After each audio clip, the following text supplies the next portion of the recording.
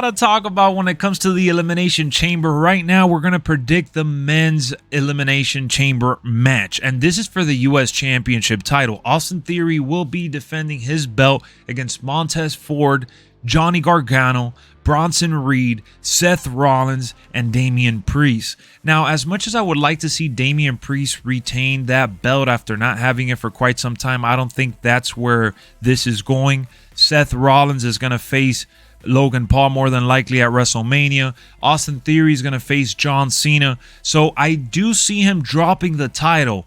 Now, the three options that are very, very realistic here is Bronson Reed, who will be the wild card, Johnny Gargano, who needs it more than anyone because ever since he got called up, he just hasn't really done much, and then Montez Ford, who is set for a singles run at some point. So those are the three choices that I'm going with Johnny Gargano being the number one option here. Now, any one of those three are very valid.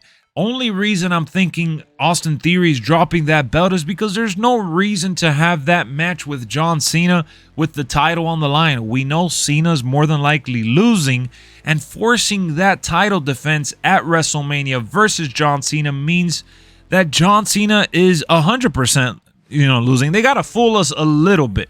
If Theory goes into Mania without the belt, then maybe, just maybe, Cena can walk away teaching Theory a lesson after all. But let's focus on these other guys. So Johnny Gargano gets called up from NXT. Johnny Wrestling, who carried NXT for years, hasn't really had that same pop and energy, so I think that shocking us with that, Iron Man type of performance at the Chamber, it can put him over with the crowd easily. And that Montreal crowd is going to eat it up, man. That crowd is going to be electric. So what better way to put Johnny Wrestling over than in this stage right before WrestleMania? And then Montez Ford, like I said, at any point in time, he's ready to break away, but I'm scared for Dawkins, man. The Street Profits are a very worthy tag team who need to capture that gold once they split those belts. So I don't know if him winning the U.S. belt right now is very convenient, but I do see it as a valid choice. Bronson Reed just recently came back to WWE. A lot of fans are annoyed with how WWE has handled him. They've made him this big giant monster. They're not making him a joke like Otis has been in the past. So I think Bronson Reed has been booked real strong, and I could see him again being that wild card choice just to shock us. Seth Rollins is just too busy focused on Logan, so there's just no chance there. And Damian, I like I said, it would be cool to see him retain, but I don't know if that's really the route here. I feel like Damian Priest is probably the most filler option here that they have.